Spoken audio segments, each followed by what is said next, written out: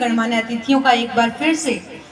सूचना जनसंपर्क एवं भाषा विभाग की ओर से तहे दिल से स्वागत करती हूँ, अभिनंदन करती हूँ। और आपके समक्ष ये प्रस्तुति है Swami Vivekananda senior secondary school की ओर से राधा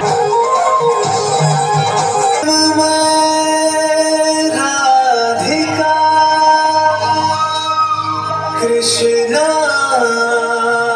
परम उल्लास मधुर मिलन के क्षण रचे महारास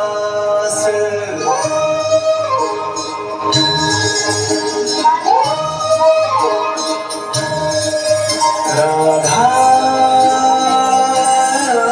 कृष्ण राधा कृष्ण आज जरा इस भाग्य को देखो जाए स्वयं ही बारी जमुना जी के तट की सुंदर छटा आज है न्यारी मंद सुगंधित पवन चले देखो। रावत साहब, आज आप यहाँ अवलोकन किया है गीता महोत्सव का, क्या कहेंगे इसके बारे में? किस तरह से कार्यक्रम किए जा रहे हैं, लोगों का इस तरफ किस तरह से रुझान है? देखिए, आज अंतर्राष्ट्रीय गीता महोत्सव जो पूरे भारतवर्ष में धूमधाम के साथ मनाया जा रहा है और हम सौभाग्यशाली हैं कि आज जिस गीता का सार, जिस गीता का उपदेश इस कुरुक्षेत्र की धरती से हरियाणा से दिया गया, तो आज हमने इस हरियाणा में जन्म लिया है और आज इसका प्रचार और प्रसार इसके सार में बहुत सारी गंभीर बातें हैं जो आज हमें यहाँ पूरे हरियाणा में, पूरे भारत में देखने को मिल रही हैं। और मैं समझता हूँ कि पहले की सरकारों की निष्क्रियता से, हमारी हीन भावना से बहुत सारी चीज़ें ऐसी थी जो छुप रही थी, हमसे लुप्त होती जा रही थी। इंफ्रास्ट्रक्चर को खड़ा करना एक अच्छी बात है, करना चाहिए, विकास करना चाहिए, लेकिन जिन चीज़ों से, जिस हरि की भूमि पर, जिस मुनियों की धरती पर हमने जन्म लिया है, जिन पुरोधाओं ने, चाहे महात्मा गांधी है, चाहे शहीद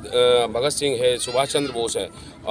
भीमराव अम्बेडकर साहब हैं, काशीराम जी, चाहे जो भी है, जिन योद्धाओं ने, पुरोधाओं ने हमें ये देश इतना सुंदर देखने के लिए दिया है, आज़ाद देश दिया है, उनको भी हमें याद रखना चाहिए। और मैं इसके लिए सीधे तौर पर माननीय मुख्यमंत्री मनोहर लाल जी को,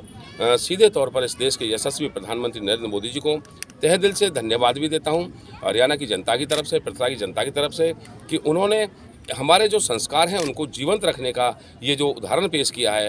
विभिन्न प्रकार से। आज आप देखिए, चाहे अंतर्राष्ट्रीय गीता महोत्सव हो, अंतर्राष्ट्रीय योग दिवस हो, चाहे आप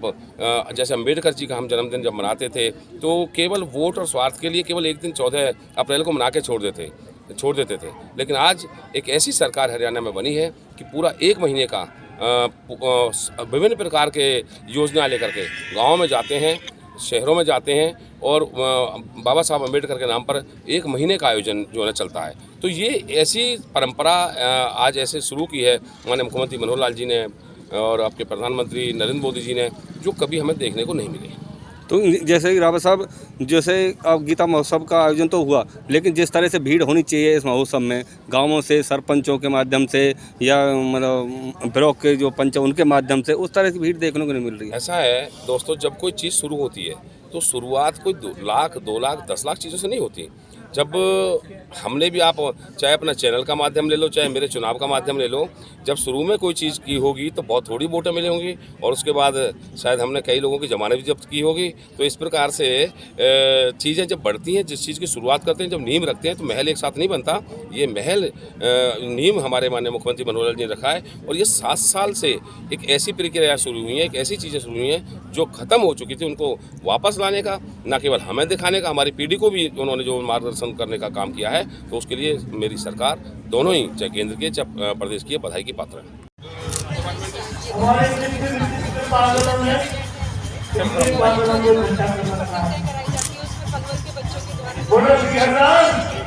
सभी जो आप देख रहे हैं ये बच्चों के द्वारा ही बनाई गई है। और ये दिया, कैंडल, ये सभी थाली जो डेकोरेशन